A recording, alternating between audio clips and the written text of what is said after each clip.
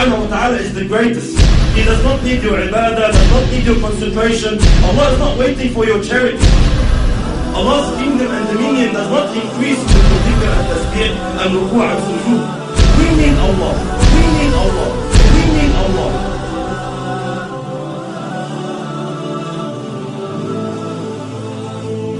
The issue of salat, the problem that we are facing with salat is that salat has to do with spirituality.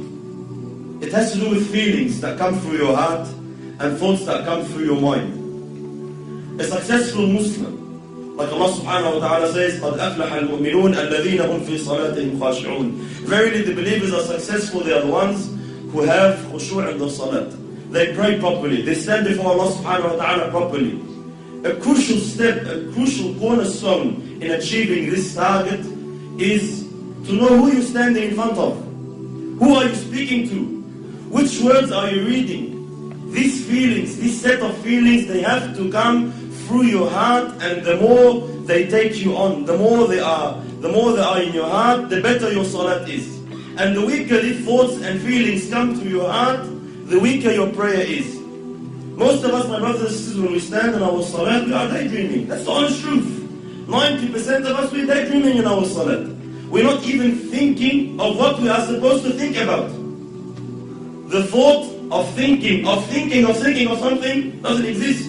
Why? Because the intention is not there, the strength is not there, the understanding is not there. This is why briefly, inshallah, what feelings, what emotions must come through our hearts standing before Allah subhanahu wa ta'ala? How can we assist? How can we basically amplify these feelings? Number one, knowing who Allah subhanahu wa ta'ala is. Who am I talking to? Who am I standing in front of? Allah subhanahu wa ta'ala, my brothers and sisters, does not need us. Allah subhanahu wa ta'ala is the greatest. He does not need your ibadah, does not need your concentration. Allah is not waiting for your charity. Allah's kingdom and dominion does not increase with your dhikr and tasbih and rukuk and sujood. We need Allah. We should be honored. Every single one of us, the second you make takbir, the second you say Allahu Akbar, should be honored. That Allah subhanahu wa ta'ala has allowed you a window of opportunity to speak to Him, to stand before Him. This is why the ulama say, whoever wants to talk to Allah, he should pray.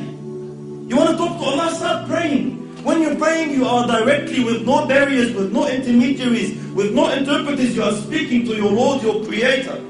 This is why very, very important that we realize who we're talking to, my brothers. It's a small brief hadith. You know, Allahu Akbar, the understanding we should have who Allah subhanahu wa ta'ala is. Muhammad sallallahu alayhi wa sallam says in the authentic hadith, أَطَّتِ السَّمَاء وَحُقَّ لَهَا أَن طَئِتْ. The heavens have squeaked. You know, when you jump on a horse or a camel, the saddle makes a squeaky noise from the weight. أَطَّتِ السَّمَاء وَحُقَّ لَهَا أَن طَئِتْ. The heavens have squeaked, and they have a right to squeak. مَا فِيهَا مَوْضَعْ أَرْبَعَ أَصَابِعَ. Our Prophet is saying, our teacher is saying, sallallahu alayhi wa sallam, there's no space of 4 fingers in all this universe, إِلَّا وَمَلَكٌ سَاجِدٌ لِلَّهِ تَعَالَى, except that there is an angel who has prostrated his head before Allah subhanahu wa ta'ala. Every 4 fingers, billions and billions of angels, billions and billions of creations of Allah are continuously praising Allah subhanahu wa ta'ala. Allah subhanahu wa ta'ala says, تُسَبِّحُ لَهُ السَّمَوَاتُ السَّبْعُ. The 7 heavens and what it contains, and what is in there. تُسَبِّحُ لَهُ السَّمَوَاتُ السَّبْعُ وَالْأَرْضُ, and the land, وَمَنْ فِيهِنْ, and everyone inside it, and everyone within the boundaries. تُسَبِّحُ لَهُ السَّمَوَاتُ السَّبْعُ وَالْأَرْضُ وَمَنْ فِيهِنْ وَإِن مِّن شَيْءٍ إِلَّا يُسَبِّحُ بِحَمْدِهِ وَلَكِنْ لَا تَفْقَهُونَ تَسْبِيحَهُ. Everything is praising Allah. Rock, land, tree, whatever it is praising Allah, glorifying Allah. وَلَكِنْ لَا تَفْقَهُونَ تَسْبِيحَهُ إِنَّهُ كَانَ حَلِيمًا غَفُورًا. But you don't understand, you don't comprehend the praise, you can't hear the praise. But everything is praising Allah. Allah is not in need of you. Allah is not in need of you standing, feeling obliged like most of us. Why do we pray? Majority of us, my brothers, we pray to offload the obligation. Alhamdulillah, I finished my salat. If you come and stand before Allah with this intention, are you unaware that Allah subhanahu wa ta'ala knows exactly what is going through your heart at that stage? When you come and say, I just want to get dhuhr over and done with.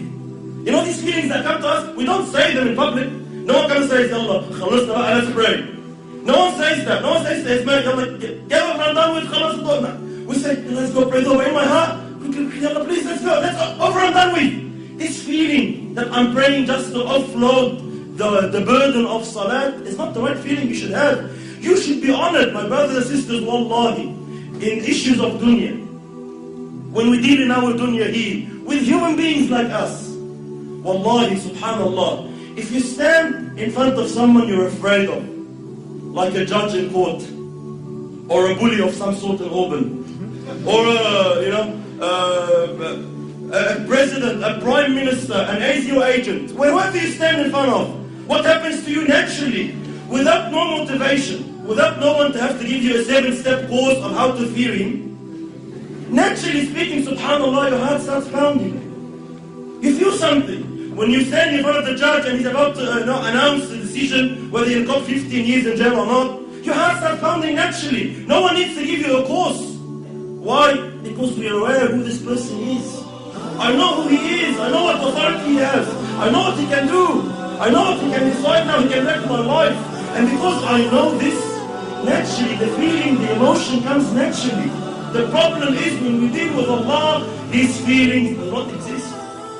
You stand before Allah and you're daydreaming. We all know Allah knows what's in your heart. يَعْلَمُ السِّرَّ وَأَخْفَى. But it does not move anything in you. Every blue moon, every now and then, maybe in Ramadan when you're feeling down, something that, you're going through trouble with your family, you want to get married, you get some emotion. Other than that, our salat is just far off where it should be. Why? We are unaware who you are standing in front of. The understanding that Allah now subhanahu wa ta'ala has allowed you to speak to Him. Wallahi, my brothers and sisters, wallahi, we see Muslims in this dunya, they get to meet a sinner.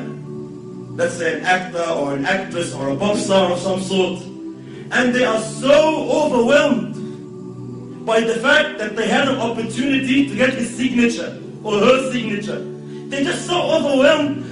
They would say, they'll be speechless. I'm actually standing in front of you, I can't believe it. And they will be so, they'll be so touched that, he's allowed them 5 minutes of his time. We have these feelings with mashayikh even. Sometimes the super sheikh comes from overseas and we find all the boys and they're, Allah Akbar, I'm giving him salam, I can't believe it. Subhanallah, every time I see such a situation, it always reminds me of Allah. Subhanallah, who is this person? Regardless, all ranks preserved. Who is this person? The Shaykh once said, imagine if you were to meet Muhammad sallallahu alayhi wa sallam, what would you feel? Imagine if Rasulullah said, I'll give you 5 minutes of my time, come meet me. What would you think? Would you daydream? Would you be sitting with Rasulullah thinking of your wife? Would you be sitting in front of Muhammad sallallahu alayhi wa sallam thinking about work? No way on earth. Why? Prophet of Allah is here. You'll be taken. You'll be absorbed in the discussion. But subhanallah, we stand before Allah every day 5 times daydreaming. Why? We are unaware who Allah subhanahu wa ta'ala is. And how patient is Allah? How merciful is Allah subhanahu wa ta'ala, my brothers? Imagine Allah subhanahu wa ta'ala knowing, seeing what's in your heart. He gave you everything. He gave you the wife you're busy with. He gave you the husband you're busy with. He gave you the job you're thinking of. He gave you everything you're thinking about that's distracting you from Him. And He knows that, and He is patient with you. He is Halim subhanahu wa ta'ala. He still accepts you. He still allows you. Subhanallah. Imagine a prime minister allows a peasant to come and meet him for 5 minutes. Says, alright, you have problems, come. I'll allow you to meet the prime minister. But the peasant comes, he enters the office, and he starts playing with things around in the office, forgets about the prime minister. What will happen to this guy? He'll be banned. You will never ever have a chance to meet the Prime Minister again. Why? You're an idiot. We allowed you the chance, we opened the door for you, and you don't want to present your situation. You don't want to say anything.